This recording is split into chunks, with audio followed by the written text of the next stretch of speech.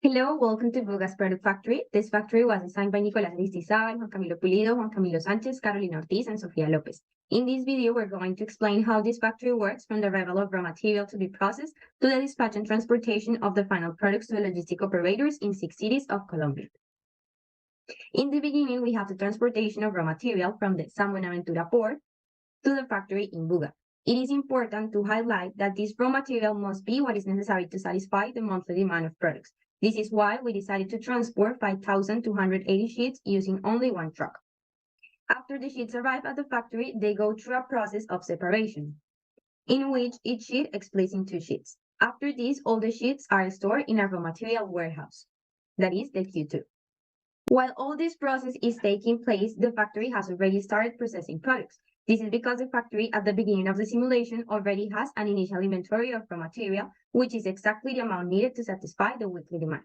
To start the simulation of all the production, we use tokens in the process flow. Each token is an instruction of the quantity and type of product is going to be processed in a specific time.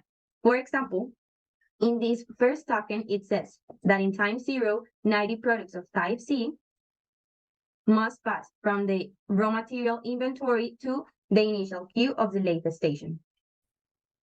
Next, with the production plan, we will talk about how many machines we design per station, and on the basics of what criteria we made the decisions. The criteria we used was to measure the average time of each type of products per machine and see how we could supply the demand with respect to the time and quantities of the demand. That said, we used relate 3 drilling machines, 4 milling machines, and 2 inspection machines. The simulation is a job shop model to the processing of various products of types with different process combination. It is also important to mention the schedule in which these machines are in operations, the timetables, because there is a special operation for the drilling machine that start 1.5 hours after the others. The plant is in operation for an average of 18 hours a day and has some breaks for the lunch and the dinner for the operators. Finally, the start of each product is done according to the tokens developed in the process flow depending of the sequence of each product. And since our model was developed to incur in the short setup times. So now we can talk about the dispatch and accumulation of trucks. We can use the example for Barranquilla. Now, first, it's important to have the all units for complete the batch for pass the dispatcher and passing the truck.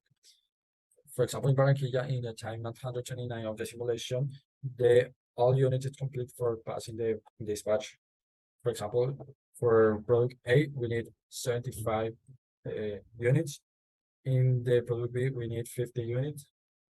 In the product C, we need 19 units. And finally, 124, the product D. Okay, we can see a simulation there, the time. And the truck start to complete the batch and the load time. The configuration of the truck is 500 units for capacity.